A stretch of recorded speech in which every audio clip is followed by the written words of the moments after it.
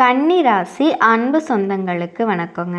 கன்னி அப்படின்னாவே பயம் அறியாதவங்கன்னு தான் சொல்லணும். எல்லாருக்குமே சாதாரணமாக தெரியக்கூடிய விஷயம் இவங்களுக்கு மட்டும் வித்தியாசமாக தெரியும்.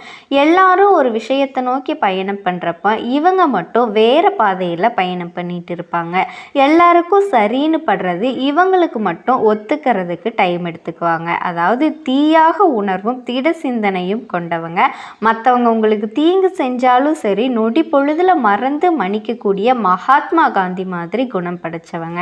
இதனாலேயே கன்னி ராசியை எல்லாருக்குமே ஈஸியாக காயப்படுத்திக்கிட்டே இருக்காங்க. அதுதான் திருப்பி அடிக்க மாட்டாங்கல்ல அப்படிங்கிற மாதிரி. அதே மாதிரி இவங்க பண்ணக்கூடிய தப்புகளை மன்னிக்கிறாங்களே தவிர அவங்க மறக்கலைங்க. அவங்கள புரிஞ்சுக்காம திரும்பவும் அதே தப்பை பண்ணிக்கிட்டு இருக்காங்க. கன்னியை பொறுத்த வரைக்கும் பாசம் வச்சுட்டு தான் தவிச்சிட்டு இருக்கீங்க.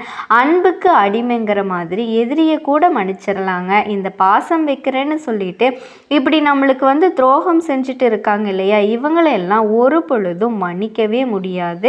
கன்னியை பொறுத்த வரைக்கும் ஒருத்தரை தண்டிக்கிறதுனால அதனுடைய வாழ்க்கை சீரழிஞ்சு போகும்னா பரவாயில்ல, அவனால் என்னுடைய வாழ்க்கையே போனாலும் பரவாயில்ல, அவங்கள நான் தண்டிக்கிறதுனால என்னுடைய வருத்தம் அழிய போகிறதில்ல.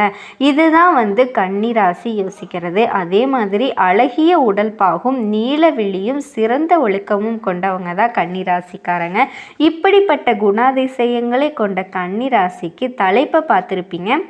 38 ஆண்டுகளுக்கு பிறகு பாம்பு ரூபத்தில் வரும் கன்னி ராசிக்காரர்களுக்கு திடீர் திருப்பங்கள் வரப்போகுதுங்க. தயாராக இருங்க.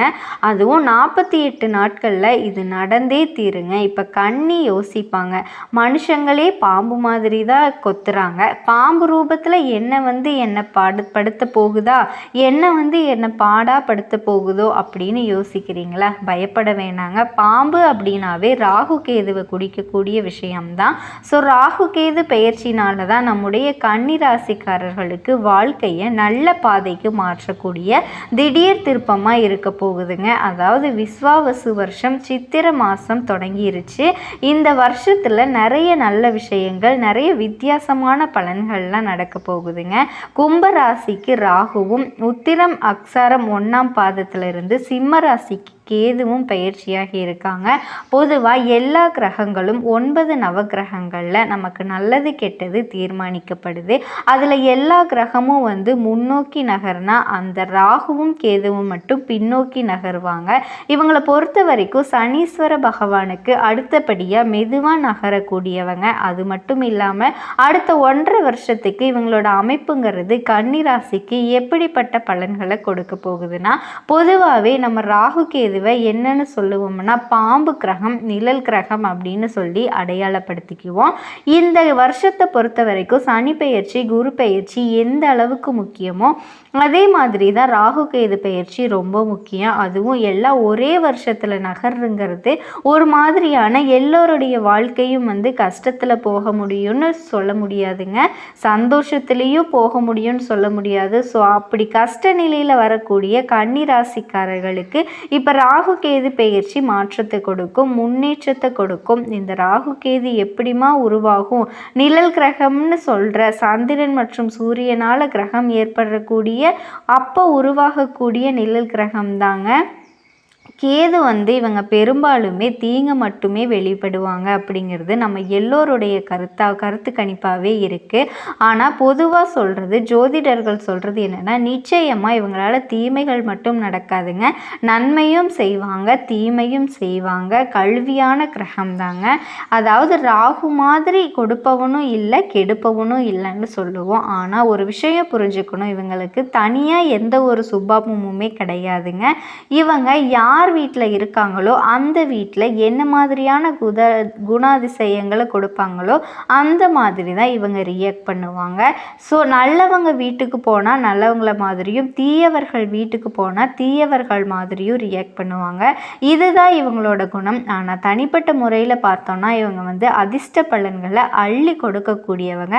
கன்னிராசியை பொறுத்த வரைக்கும் மிகப்பெரிய சந்தோஷம் காத்துக்கிட்டு இருக்கு. பயம் வேணாம். முழுசாக கடந்த கால மனக்கசப்புகள் எல்லாம் எல்லாமே நீங்க போகுதுங்க. உடல் ஆரோக்கியத்தில் இருந்து வந்த பிரச்சனைகள் நீங்க போகுது. வயிறு நரம்பு சம்மந்தப்பட்ட பிரச்சனைகள் நீங்க பட்டுட்டு இருந்த வேதனைகள் எல்லாமே முழுமையாக நீங்க போகுது.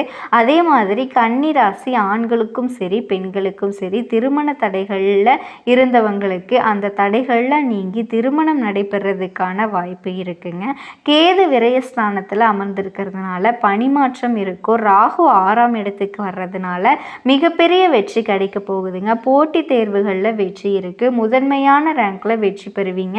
சாதாரண வெற்றி கிடையாது. உத்தியோகத்தில் உங்களை எதிர்த்தவங்க எல்லாம் பொட்டி பாம்பாக அடங்குவாங்க. ஏன்னா அந்த பாம்பு கிரகம் உங்களுக்கு துணையாக நிற்கிது. அதே மாதிரி கடன் சுமையால் முழுமையாக விலக போகுது. புதுசாக வீடு கட்டுவீங்க, வீடு வாங்குவீங்க, பழைய வீட்டை சீரமைக்கிறது, இந்த மாதிரி சுப செலவுகள் தான் அதிகமாக இருக்கும். பெருசாக திட்டம் போட்டு அதுலேயும் பிரம்மாண்டமான வெற்றி பெறுவீங்க. குழந்தை பாக்கியம் இல்லாத தம்பதிகளுக்கு குழந்தை பாக்கியம் கிடைக்கிறதுக்கான வாய்ப்பு இருக்குங்க. குடும்பத்தில் மகிழ்ச்சி பொங்கும். கன்னி ராசி இத்தனை நாளாக அட போங்கப்பா என்ன வாழ்க்கை இது, குடும்பத்தில் ஒன்றுமே நல்லதாக நடக்க மாட்டேங்குது அப்படின்னு சொல்லி வருத்தப்பட்ட உங்களுக்கு இனி வாழ்க்கையில் சிறப்பான மாற்றங்களில் நிகழப்போகுது. எந்த காரியங்கள்லையுமே வெற்றி. இது எல்லாமே நல்லது தான் நடக்கக்கூடிய இடத்துலையும் ஒரு சில விஷயங்களில் கவனமாக இருக்கணும் இல்லையா? அது என்னமான்னு கேட்குறவங்களுக்கு பணி சுமை அதிகமாக இருக்குங்க. தூக்கமின்மை ஏற்படும். சிலருக்கு முதுகு வலி ஏற்படும். அதனால் உடற்பயிற்சி செய்கிறது ரொம்ப ரொம்ப அவசியம். பெண்களை பொறுத்த வரைக்கும் கருப்பையில் சின்ன சின்ன பிரச்சனைகள் சரியாயிடும், பயப்பட வேணாம். அதே மாதிரி உங்களுடைய காரியங்களில் பொறுமையாக இருந்தீங்கன்னா சாதிச்சிடலாம். பெரிய பெரிய திட்டம் போடுறோம் வெற்றி கிடைக்குமானாக்கா கண்டிப்பாக அவசரப்பட்டு எதையும் செஞ்சிடாதீங்க. நிறுத்தி நிதானமாக செய்யணும். இன்னும் தெளிவாக செய்யணும்னா இந்த ராகு கேதுவுனால உங்களுடைய ராசிக்கு 6ஆம் இடத்துலையும் கேது பகவான் உங்கள் ராசிக்கு 12ஆம் இடத்துலையும் நின்று பலன் தராங்க இல்லையா? உங்களோட பேச்சுக்கு மதிப்பு கொடும். பங்குச்சந்தை மாதிரியான விஷயங்கள்ல இருக்கவங்களுக்கு எதிர்பார்த்த லாபம் கிடைக்கும். எல்லாத்துலேயும் யோகமான நிலை அமைதுங்க. தொழிலையும் சரி வேலையிலையும் சரி எல்லா இடத்துலையும் உங்கள் தடைகள் நீங்குது.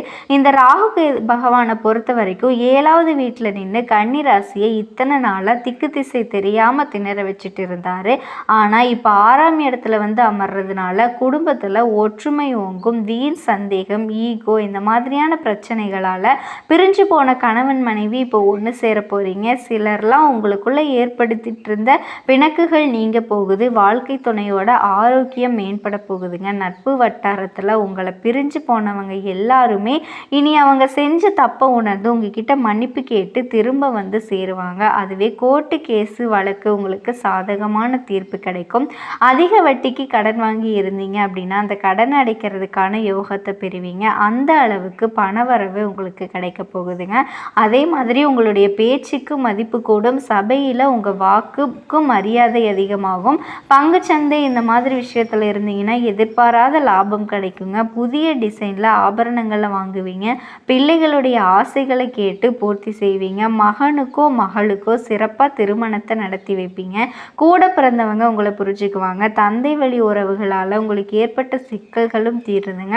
வெளியூர் பயணங்கள் திருப்திகரமாக அமையும். மனைவி வழி உறவுகள்னாலேயோ கணவர் வீட்டு கை உறவுகளினாலேயும் ஆதாயம் இருக்குது. பற்றாக்குறையினால் பாதியிலேயே நின்று போன கட்டுமான பணிகள் எல்லாமே இனி முடிய போகுது. சொத்து சம்மந்தப்பட்ட வழக்குகள் சாதகமாக முடிய போகுதுங்க. வியாபாரிகளை பொறுத்த வரைக்கும் புதிய யுக்திகளை கையாண்டு லாபத்தை பெருக்குவீங்க. வாடிக்கையாளர்களுடைய எண்ணிக்கை அதிகமாகுங்க. மருந்து, எண்ணெய் வித்துக்கள், ஏற்றுமதி இறக்குமதி இந்த மாதிரி தொழில் ரீதியாக ஆதாயத்தை அடைய போகிறீங்க. உத்தியோக பணிகள் இருந்தீங்க அப்படின்னா மேலதிகாரிகள் கிட்ட உங்களுடைய ஆதரவுங்கிறது பக்கபலமாக இருக்க போகுது. அடுத்தது கேது பகவானை பொறுத்த வரைக்கும் உங்கள் ராசியை விட்டு போகிறாரு. இது வரைக்கும் உங்கள் ராசியில் உட்காந்துட்டு உங்களை ஒரு மாதிரி விரக்தி அடைய வச்சுருப்பாரு.